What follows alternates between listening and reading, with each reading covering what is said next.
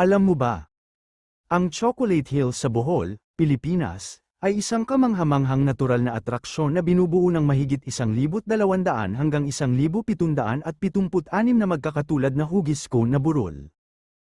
Ang mga burol na ito ay tinatayang nasa taas na 30 hanggang 50 metro at kumalat sa isang lawak na 50 square kilometers.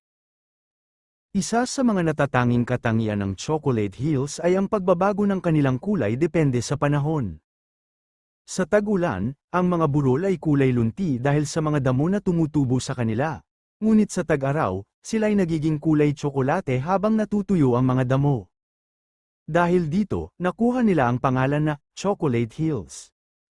Maraming alamat ang lumutang upang ipaliwanag ang pinagmulan ng Chocolate Hills. Isa sa mga pinakatanyag ay ang kwento ng dalawang higanti na nag-away at nagbatuhan ng mga bato at buhangin.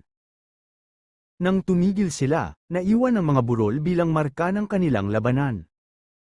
Bukod sa mga alamat, may mga siyentipikong paliwanag din tungkol sa pagbuo ng Chocolate Hills.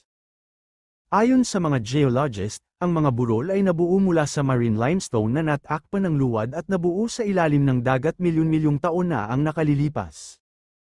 Ang erosyon dahil sa ulan at hangin sa loob ng mahabang panahon ang siyang nagresulta sa kanilang natatanging hugis.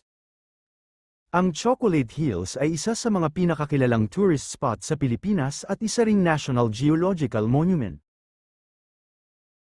Kung nais mong maranasan ang kagandahan nito, may mga view deck sa Carmen, Bohol na nagbibigay ng panoramic view ng mga burol. Isa itong perpektong lugar para sa mga mahilig sa kalikasan at sa mga gustong magpahinga at magmuni-muni habang tinatanaw ang mga kakaibang tanawin.